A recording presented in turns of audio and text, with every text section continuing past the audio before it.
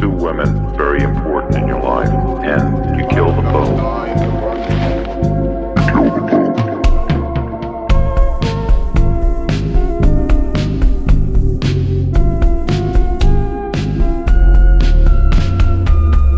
Basically, I was a normal person. Oi, galera do Apenas um Podcast, como vocês estão? Aqui quem fala é o Thiago e estamos indo para a segunda parte do caso Lisa McVeigh e Bob J. Long. E hoje a gente vai falar sobre Bob Joe Long. Então, como vocês sabem, eu não estou sozinho, estou com a minha amiga Marisa. Oi pessoal, tudo bem com vocês? Bom, espero que vocês tenham acompanhado o episódio da semana passada, mas assim, independentemente se você não ouviu o episódio da semana passada, você pode ouvir o episódio de hoje e depois voltar lá e ouvir o episódio da Lisa McVeigh. Tanto faz a ordem, vai dar pra entender a história dos dois jeitos. É porque são duas histórias diferentes, mas a gente já achou que seria melhor dividir em duas histórias, até pro podcast não ficar muito longo, e também porque são duas histórias muito grandes e complexas. Então, se você perdeu o episódio da semana passada, termina de ouvir esse e depois vai lá ouvir o episódio sobre a Lisa McVeigh. E como vocês sabem, se vocês puderem nos ajudar nas redes sociais, compartilhando com seus amigos, nos stories, a gente sempre tenta repostar. Se vocês quiserem pedir casos pra gente, venham e peçam casos pra gente. Como vocês sabem, a gente tá gravando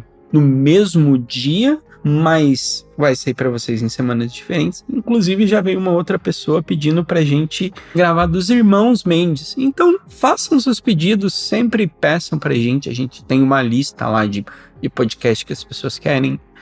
Às vezes a gente vai lá e pinça um e faz. Então vai que você deu sorte e a gente escolheu o caso que você queria que a gente falasse. Então só falar com a gente no direct. Também tem como fazer o Pix misterioso, né? E podem pedir podcast por lá ou então mandar uma mensagem de carinho pra gente ou mensagem de ódio. Vindo com dinheiro junto, a gente não se importa se for mensagem de ódio. Bom, pra mandar o Pix misterioso, é só mandar pro e-mail contato@apenazumpodcast@gmail.com. Fazendo isso, né, você ajuda o nosso podcast a ser mantido financeiramente. Porque vira e mexe, alguém aqui que eu não vou falar quem perde cabo, aí tem que comprar outro cabo, estraga as coisas, aí tem que comprar outra coisa. Não vou revelar. E agora a gente até esqueceu no podcast anterior, mas a gente tem um plano. Se chama o Plano de Dominação Mundial. Então você tem que compartilhar esse podcast para o maior número de pessoas para que a gente crie uma legião de fãs. E eu prometo que isso daqui não vai virar uma seita, tá? Eu assim espero. Oh, deixou um mistério no ar, hein? Cuidado que vão te metaforar com essa frase que você soltou. Mas, gente, muito obrigada. Todo o apoio que vocês estão dando pra gente, seguindo a gente nas redes sociais. É isso, acho que agora a gente pode ir pro episódio do Bob. Atenção, o episódio a seguir contém cenas de descrição de violência física, psicológica e sexual. Se você não se sente bem em ouvir esse tipo de história, talvez seja melhor pular e ouvir outro podcast. O aviso de gatilho foi dado, então agora você continua por sua conta e risco. Então vamos lá, galera. Vamos falar do Robert Joseph Long, que ele nasceu no dia 14 de outubro de 1953 em Kenova, West Virginia. Ele foi filho de Joe e Louetta Long. E o que acontece, né? O Bob, né? O nome dele era Robert, mas obviamente o apelido e a forma que as pessoas mais chamavam ele era Bob. Ele nasceu com uma síndrome conhecida como a síndrome de Klinefelter, que basicamente é quando uma pessoa nasce com um cromossomo X extra, ou seja, ele é conhecido como o cromossomo 47. Ou seja, no caso do Bob, ele nasceu com os cromossomos XX, Y. E o que é essa síndrome? Bom, normalmente os homens, né, biologicamente falando, nascem com um cromossomo X e Y. Geralmente as pessoas com síndrome de Klinefelter nascem com 2 ou mais cromossomos X junto com o cromossomo Y, no caso, né, dos indivíduos nascidos com o sexo masculino. O que acontece então? Então, em vez da pessoa ser XY, ela vai ser XXY. E essa síndrome, ela não é hereditária, mas ela ocorre devido ao resultado de um erro genético aleatório após a concepção do indivíduo. E essa síndrome, ela afeta especialmente os homens, vamos falar assim, porque eles nascem com um nível de testosterona muito abaixo. Então, essas pessoas têm dificuldade de ganhar massa muscular, acabam não desenvolvendo pelos faciais, pelos corporais, geralmente é reduzido, e também tem alguns outros sintomas, e normalmente essas pessoas são inférteis, porque elas produzem pouco ou nenhum esperma. E a gente também tem outras características dessa síndrome. As pernas longas, o torso curto, os quadris longos, a ausência ou atraso na puberdade, como a Marisa já falou, dificuldade no desenvolvimento muscular, poucos pelos, também tem o desenvolvimento do tecido da mama, porque como tem um cromossomo a mais, o XX, teoricamente, biologicamente seria uma mulher, mas tem um Y, então é um homem. Também tem a questão da fraqueza óssea. Então, essa síndrome de Klinefelter, vocês acho que devem ter pelo menos ouvido falar na escola, é uma síndrome que ocorre, né? E justamente por conta dessa síndrome, o Bob vai sofrer bullying na escola, porque ele acaba desenvolvendo a ginecomastia, que é quando os seios acabam se desenvolvendo em um rapaz, e por causa disso, né, dele ter esses seios grandes, ele sofria provocações dos colegas, tanto que mais tarde na adolescência ele acabou fazendo uma cirurgia para ter a redução das mamas. E também, né, fora essa questão da síndrome, que obviamente afetou algumas áreas da vida dele, né, tanto que ele sofreu bullying, ele também passou por vários acidentes durante a vida, principalmente lesões bem graves que aconteceram na sua cabeça, sendo que o primeiro acidente grave aconteceu quando ele tinha 5 anos de idade, e depois vocês vão ver que ele vai sofrer mais um acidente que vai ser bem importante depois lá na história. Mas voltando para essa fase inicial da vida, ele também acaba reprovando na primeira série, né, primeiro ano, e obviamente isso foi uma coisa que marcou bastante a história dele. E uma questão bem importante no caso do Bob é a questão do ódio contra as mulheres. E esse ódio começa por qual mulher? Pela mãe. Já não é o primeiro caso que a gente conta, mas a mãe é uma das, digamos, um dos primeiros contatos que você vai ter com o sexo oposto quando você é um filho. E aí o ódio dele era muito voltado pela mãe, e sim, esse ódio pelas mulheres começou lá, porque a relação dos dois era, no mínimo, para ser bem educado, estranha. Ele costumava dormir na mesma cama que ela até a adolescência. Tipo, gente, eu entendo, por exemplo, você é uma criança, você tá com medo, 5, 6 anos, eu até entendo, 10 anos, até compreendo. Mas já na adolescência, quando você tá com uns 13, 14 anos, já é um pouco preocupante, né? Exato, né? Então era uma coisa meio esquisita. E outra questão é que a mãe dele, né, a Lauela, ela trabalhava em um bar. E nesse bar era aquele tipo de bar que tem bastante lá nos Estados Unidos, que são bares em que as mulheres usam roupas extremamente provocantes, né? As garçonetes. Não são necessariamente bares de strip ou esse tipo de coisa. É bem comum por lá. É um bar, obviamente, frequentado por muitos homens. Não é uma coisa necessariamente sexual. Só que, claro, é sexual, mas o que eu tô querendo dizer é que não é tipo um clube de sexo, sabe? Não uma boate noturna e tal. Sim, pra vocês terem uma ideia, tipo, as pessoas quando vão fazer algumas visitas, como isso tem uns lugares que são até franqueados, assim, tipo, disso, as meninas têm um decote maior, se você vai ver, todas as atendentes têm um peito maior, bunda e tudo mais, e é meio que as pessoas levam as pessoas para as famílias irem ver. E eu sei porque, tipo, eu fiz uma viagem, nessa viagem tinha isso, meus pais, graças a Deus, têm bom senso e não levaram a gente ali, mas sim, acontece bastante nos Estados Unidos e não tem toda essa questão sexual, é mais para ser provocante, é mais para parecer do que para realmente ser. E aí, tipo, elas usam shorts, assim, que mostra a polpinha da bunda. E a mãe dele usava essas roupas mais ousadas pra trabalhar. e talvez o ódio por ela teria começado por ali, né? Por ela usar esse tipo de roupa e ele achar isso extremamente absurdo.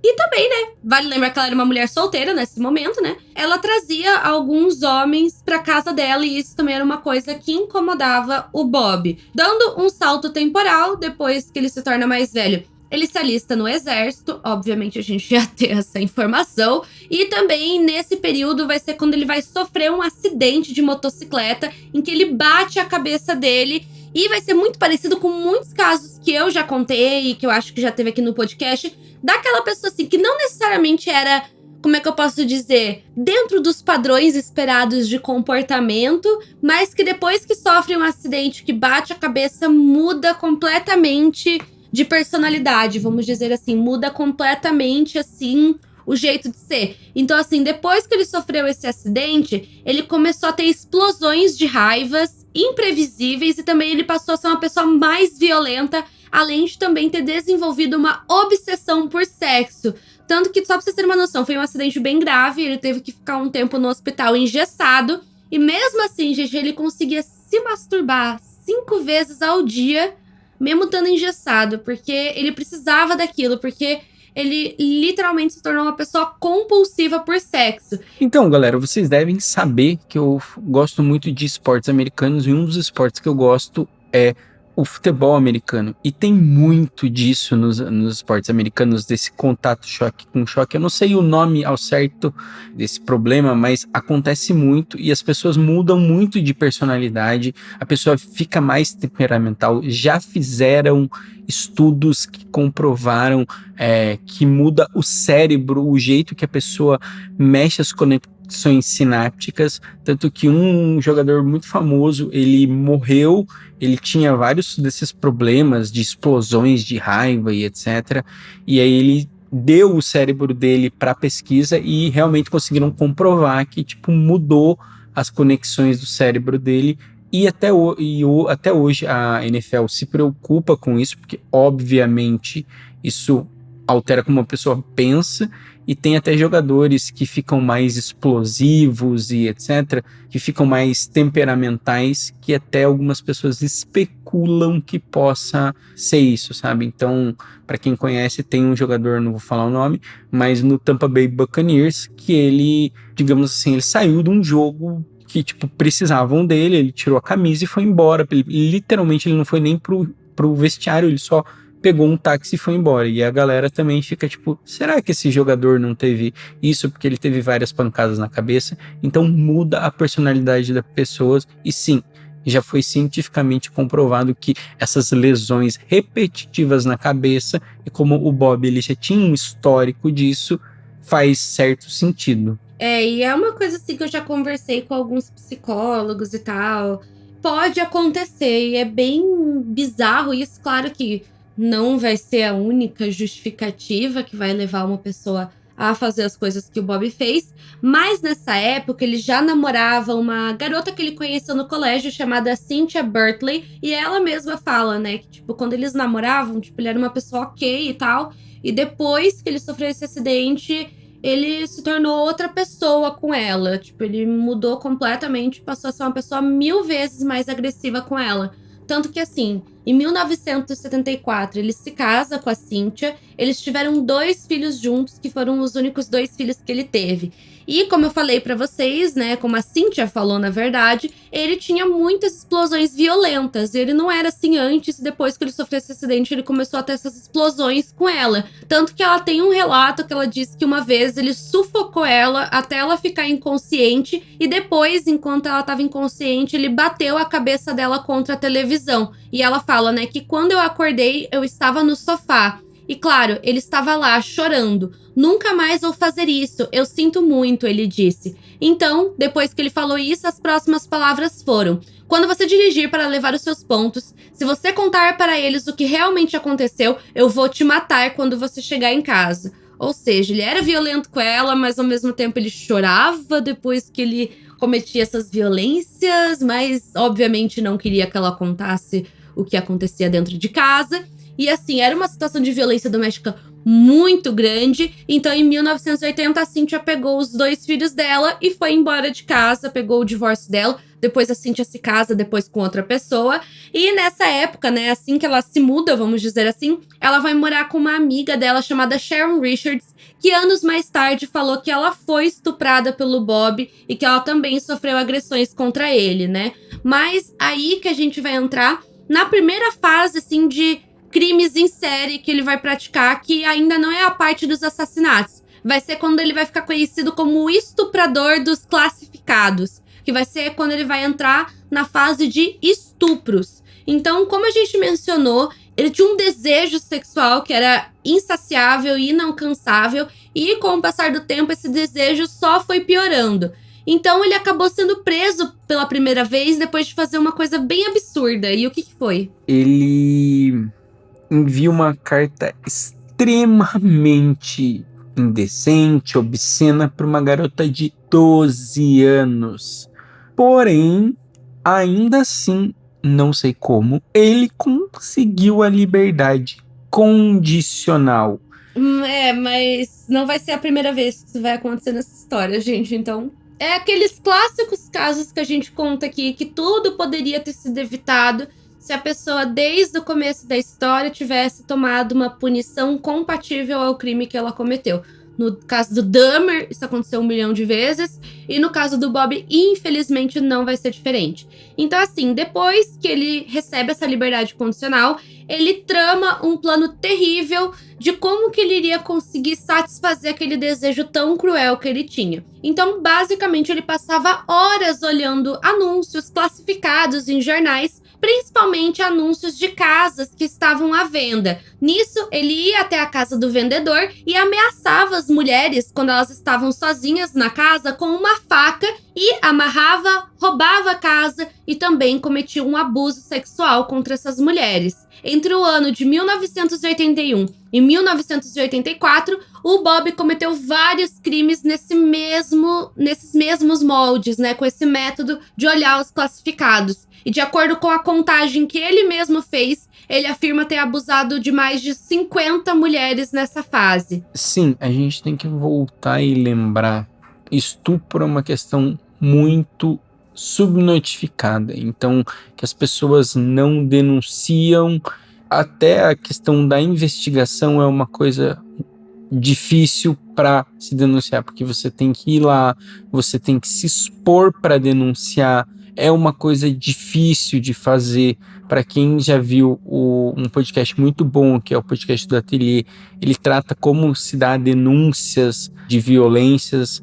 Então, não é uma coisa fácil de fazer. Então, lá em 1981, o Long ele foi acusado, julgado e condenado por estupro, mas ele apelou das condenações e foi absolvido. Então, mais uma vez, ele fez uma coisa horrível e conseguiu passar impune. E a gente sabe que a sede aumenta, sempre aumenta. Esses caras começam a se sentir invencíveis, imbatíveis, impegáveis, sabe? E vai ser justamente depois disso que ele vai começar a matar. E outra coisa, assim, abrindo um parênteses, né, gente, judicialmente falando, né, o termo abuso sexual e estupro são 2 coisas diferentes. No caso aqui a gente tá falando de estupro, porém eu sempre acabo usando a palavra abuso sexual, porque estupro realmente é uma palavra muito pesada de ser falada, na minha opinião.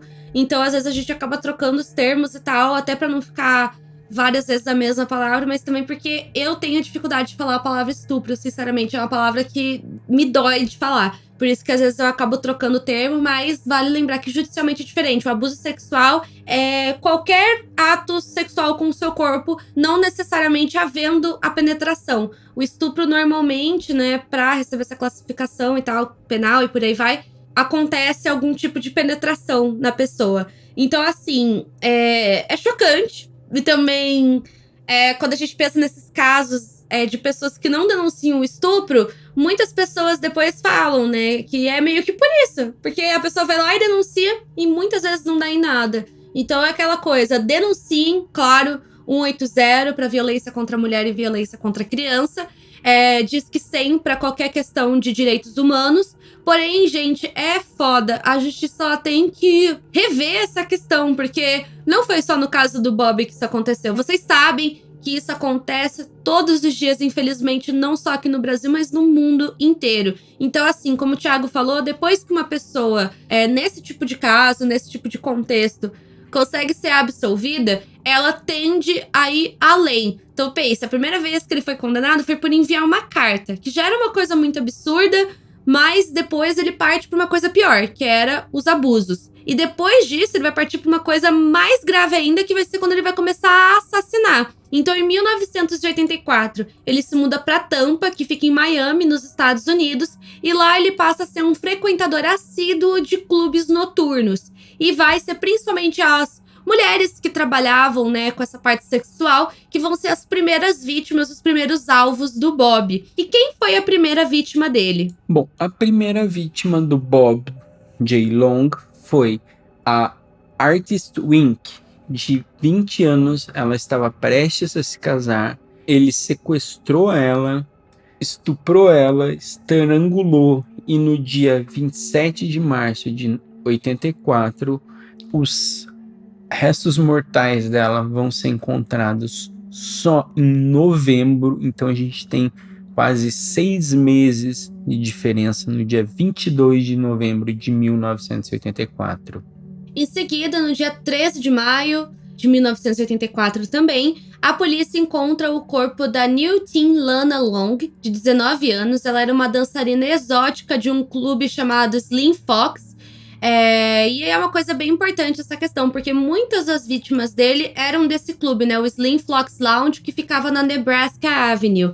E assim, o corpo dela foi encontrado em um campo. Ela estava sem as roupas, amarradas por uma corda no pescoço. E também debaixo do corpo dela havia um lençol branco com um nó. E essa informação desse lençol vai ser importante e relevante para a investigação mais tarde. 2 semanas depois, eles encontram outro corpo. O corpo de Michelle Sims, de 22 anos. Ela era uma ex-participante de concurso de beleza. Ela foi encontrada em um viaduto da Interestadual 4. Sims também estava nua. Ela foi amarrada, com a garganta cortada. Suas roupas elas estavam ao lado dela. E Sims trabalhava como uma recepcionista, mas também ela era usuária de drogas e envolvido com o trabalho sexual. E a gente tem que falar, para variar, esses assassinos acabam pegando mulheres da prostituição que trabalham com isso, justamente porque elas são mais fragilizadas, mais marginalizadas. A gente já falou isso várias vezes, mas não custa repetir, porque a polícia acaba não dando o devido respeito que o caso merece, sabe? Até não virar uma repercussão na mídia. E sim, depois de 3 casos você pensa, pô, já deve ter dado alguma repercussão, né? Até agora não tinha nada muito grande. Como a gente falou, a investigação, ela tava rolando, mas só vai ter um desfecho mesmo graças a Lisa McVean, né? Que foi a moça que a gente falou no episódio passado. E é uma questão, e eu sempre recomendo para vocês entenderem essa questão de quando as vítimas são prostitutas, vocês assistirem um filme que tem lá na Netflix chamado Lost Girls, que conta a história pelo ponto de vista das famílias das vítimas do caso do Long Island Killer, que é um serial killer que até hoje tá aí sem solução. Até hoje a gente não sabe quem é esse assassino, justamente porque a polícia não quis investigar o caso por serem garotas de programa. E elas são os principais alvos de serial killers na maioria das vezes, porque são mulheres que já são marginalizadas, são mulheres que já sofrem violência, né? Porque tem vários relatos de várias garotas de programa aí que já sofreram agressões e por aí vai. E também porque, querendo ou não, ainda mais antigamente, né, que não tinha essa questão da internet e tal, era diferente como esse mercado funcionava. A vítima entrava no carro e era, vamos dizer assim, era mais fácil que uma prostituta entrasse dentro do carro. Aí, justamente por isso e por vários preconceitos da sociedade, que não se havia a investigação correta desses casos, o que é extremamente absurdo. E, sério, gente, vejam esse filme Lost Girls. Até porque é um filme muito interessante, porque ele é diferente nessa questão de ser um filme que mostra o ponto de vista da família das vítimas. Então é bem interessante pra gente ver um outro lado dessa história, né? Então, assim, depois disso, os casos não param por aí. No dia 24 de junho de 1984, eles encontram o corpo da Elizabeth Loke-Dayback. Ela tinha 22 anos e o corpo dela foi encontrado em um laranjal. Dessa vez, ela estava com as roupas. Ela também tinha sido abusada e estrangulada. E, ao contrário das outras vítimas, ela não era uma trabalhadora da área sexual, né? Vamos dizer assim. Ela era operária de uma fábrica.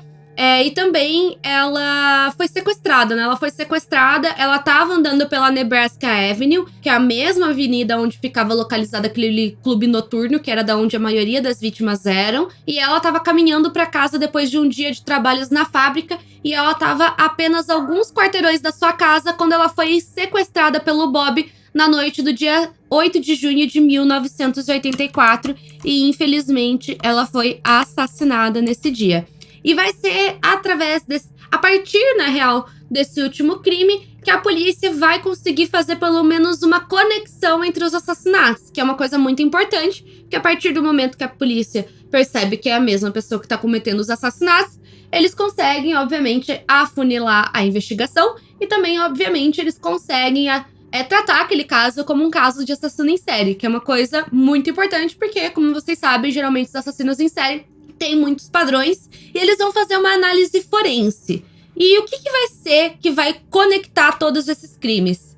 Bom, o que acontece é que nas roupas, tanto da Michelle Sims quanto na Elizabeth Loudbeck e no braço branco encontrado sob a Lena Long, havia pequenas fibras de nylon vermelha, que provavelmente eram de um carpete, e aí elas foram até descobertas, o que mostrava que se tratava do mesmo assassino. E se vocês virem também, você não precisa ser nenhum especialista, nenhum wrestler da vida, mas ele tinha meio que um perfil de idade que ele também gostava, né? Então, tinha um perfil parecido de idade. Eu não vi a foto das vítimas. Eu posso dizer, assim, que todas as vítimas eram mulheres muito bonitas. Eram mulheres muito bonitas, assim, bem atraentes, assim, e muito jovens.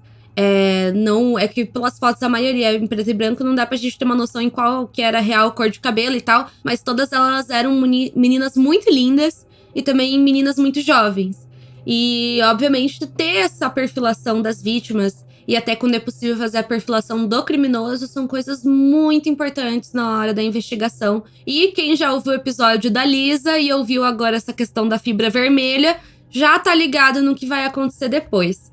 A quinta vítima do Bob foi uma moça chamada Vicky Elliott. Ela tinha 21 anos e ela desapareceu no dia 7 de setembro de 1984, enquanto ela voltava para casa após o seu trabalho como garçonete no Ramadan Inn. O corpo dela só foi encontrado em 16 de novembro de 1984 e ela foi morta, né, seguindo o mesmo padrão anteriormente, de abuso sexual e estrangulamento. Depois disso, ele fez mais vítimas, tá? Ele matou mais 3 pessoas antes dele tentar matar a Lisa McVeigh.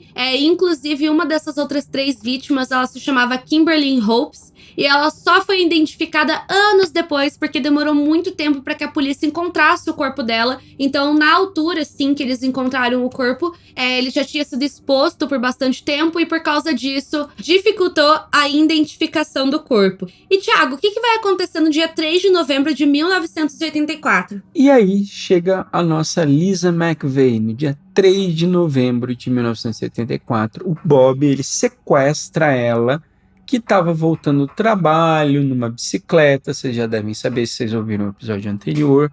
E ela consegue sobreviver após passar horas tentando convencer ele a não matar. Lembra daquela história que ela fez sobre o pai dela, que o pai dela era muito importante, que ele estava fragilizado, que ele precisava da ajuda dela, que ela era a única que podia ajudar ele. Então ela acaba passando horas para convencer ele para ficar viva, para sobreviver, e ela faz de tudo que pode. E como vocês sabem também, ela vai usar suas experiências de assistir casos criminais, séries criminais e coisas envolvendo o mundo do true crime para sobreviver. A gente já falou isso tudo no episódio anterior. Exato. Então, assim, ela vai conseguir coletar várias evidências, né? Então, ela, depois que ela é liberada, ela vai imediatamente pra polícia e ela conta tudo o que ela sabia. A cor do carro, que no painel do carro tava escrita a palavra Magnum, sobre o carpete vermelho que tava na casa do Bob, também que tinha no carro dele. E também ela falou pra polícia que né, antes dela ser liberada, o sequestrador havia utilizado um caixa eletrônico. E assim, eles fizeram testes nas roupas da Lisa e esses testes revelaram que ela estava nas roupas com a mesma fibra vermelha que foi encontrado no corpo das outras vítimas. E vai ser aí que a polícia vai casar as duas coisas e vai pensar, putz, é a mesma pessoa. Então assim, infelizmente, né, a Lisa não foi a última vítima dele, né? Infelizmente, o Bob assassinou mais 2 vítimas, que foram a Virginia Johnson, de 18 anos, no dia 6 de novembro de 84, e a Kim Swan, de 21 anos, no dia 12 de novembro de 1984 também. E ambas possuíam a mesma fibra vermelha na roupa. E assim, depois disso, né, essas foram as últimas vítimas, totalizando 10 assassinatos, né? Fora os estupros que a gente falou lá no começo da história. E aí a polícia vai utilizar de uma técnica, né, que é montar lista de suspeitos e como que eles vão fazer essa investigação. A polícia vai ter a lista de todos os proprietários do Dodge Magnum 1978 do condado de Hillsborough.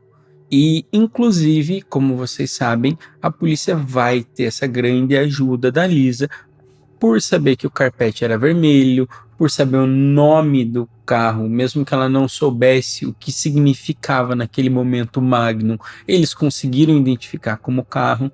Então, eles também foram atrás de todos os registros de máquinas bancárias de North Tampa, que era onde ela tinha sido liberado. Eles compararam com as listas e descobriram que apenas um proprietário de Dodge Magnum 1978 havia usado um caixa eletrônico aproximadamente às 3 ou 4 da manhã do dia 4 de novembro, e essa pessoa era o Bob Joe Long. As autoridades, então, encontraram o carro e a casa do Bob. Para quem já ouviu o caso da Lisa sabe que teve várias outras coisas que ela ajudou.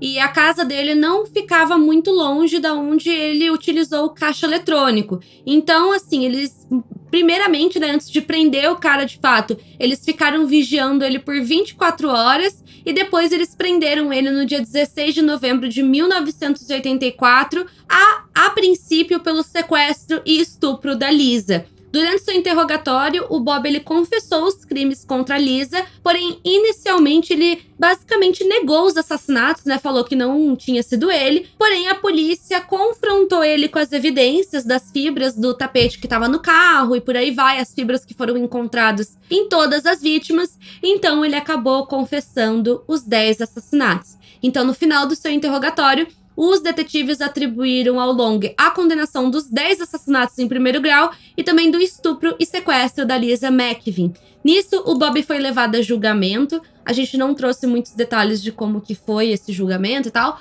mas, resumindo, ele foi sentenciado à pena de morte por injeção letal. E a execução dele vai demorar bastante tempo para acontecer, né? Sim, 2019. Então, deixa eu ver, ele foi preso em 89? Não? 84? Nossa, vai demorar muito, muito tempo. Então, esse caso deve ter se arrastado, porque também... 35 anos. Não, isso, 35. 35 e ainda anos. assim, que tinha, além desses 35 anos, deve ser, porque são 10 pessoas, é muita gente para coletar prova, e mesmo que você já tenha evidência, o negócio tem que estar sólido. E a gente sabe que tem essa questão do corredor da morte, é que nos Estados Unidos rola muito isso, que esses caras tentam fugir por tudo na injeção letal e do corredor da morte. Eles sempre tentam mudar para prisão perpétua e coisa do gênero, mas tem estado que, você concordando ou não, tem estado que não tem isso e a pessoa vai, mesmo que ela demore muito para chegar até o corredor da morte, tem uma hora que as apelações, essa coisa não conseguem, e demorou bastante, né? 35 anos depois, então, no dia 23 de maio de 2019, o Bob foi executado por injeção letal. e ele já era um dos presos mais antigos que aguardavam no corredor da morte. Tem uma questão judicial muito grande em questão da pena de morte, até porque vocês sabem que, infelizmente, algumas pessoas inocentes já morreram na condenação de morte. Então, assim, é um processo muito grande. Pra vocês terem uma noção, de acordo com alguns dados da Suprema Corte dos Estados Unidos, quando uma pessoa é condenada à morte, o processo dela é 5 vezes mais caro do que de pessoas que não são condenadas à morte. Então é uma questão muito burocrática, é o direito da pessoa também entrar com recurso, com apelação e por aí vai. Então, hoje em dia, principalmente, que o processo está mais lento, de acordo com dados de várias pesquisas, é mais fácil que a pessoa morra de, enfim, causas naturais ou de alguma doença que ela desenvolve e tal, ou por suicídio, do que na pena de morte em si, porque realmente tá bem lento, cada vez mais lento essa coisa de condenação. Até pode mudar o entendimento sobre pena de morte. Em alguns estados muda o entendimento, não tem mais corredor, tipo, tem que ver o que vai fazer com esse preso, sabe? É uma discussão bem grande dentro dos Estados Unidos. E vamos pro momento 5 centavos.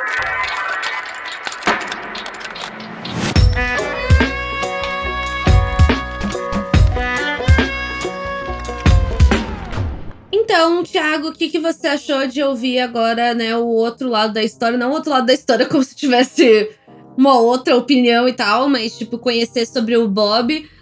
É bem aquilo que eu falei, né? Fica bem claro que ele ia matar a Lisa, porque era o padrão que ele tava seguindo no momento. Sim, a gente até falou no podcast passado que ele falou para os policiais que ele sentia que a Lisa era diferente, que ela tinha alguma coisa que ele não sabia explicar e que foi por isso que ele liberou a ela. E sim, ela ia ser mais uma vítima se ela não tivesse os mecanismos que a gente já falou no podcast anterior. Eu acho que ela não teria saído viva. Mais uma vez, mais um caso, a gente viu como casos que no começo parecem, não vou nem dizer pequenos, mas que no começo parecem, o cara passou impune, o cara isso, o cara aquilo. Sempre você começa a ver as red flags, as coisas erradas no caso. E sim, gente, isso sempre acontece, porque o cara não vira um serial killer de uma hora para outra. Tem todo um processo mental, toda uma questão de evolução, e não entendo evolução como nível de algo bom. Evolução pode ser tanto para bom quanto para ruim, mas uma evolução no pensamento da pessoa para ela sair de uma pessoa que só tem os pensamentos até as parafilias, né? Que a Marisa sempre fala dessas coisas de parafilia e etc. Ela explica muito bem, eu gosto sempre quando ela fala sobre essas parafilias, da pessoa ter a parafilia para a pessoa realmente executar um ato de violência contra uma pessoa e etc. Então você vê nesse caso essa crescente e como também aumenta, porque você pensa que do caso da Lisa até ele ser preso, 2 outras pessoas estavam de vítima, então provavelmente ele ia fazer outras vítimas se ele não fosse preso. Com certeza, e 10 vítimas ele fez praticamente em 1 ano, né? Que é bastante, se a gente for considerar, de período de tempo e tal. E a gente vê uma crescente, né? Nunca vai existir, tipo, uma justificativa que vai fazer uma pessoa se tornar um assassino e tal. Mas a gente vê a história, principalmente acho que nesse caso o que pesou muito foi a impunidade no começo dele. Porque aquilo, se a pessoa já, vamos dizer assim, tem aquela tendência a cometer crimes, a partir do momento que ela passa impune por algum desses crimes, ela se sente mais poderosa. E isso vai, geralmente, terminar de uma forma cada vez mais trágica. A gente já contou vários casos onde a gente viu essa questão da impunidade. Infelizmente, acontece bastante, porque muitos deles, querendo ou não, tiveram algum tipo de passagem pela polícia antes de se tornarem serial killers. Mas acho que é isso por hoje. Eu acho que é isso, pessoal. Agradeço muito por ouvir até aqui. Tchau, tchau. Até o próximo episódio. Tchau, gente. Muito obrigada. Até o próximo episódio.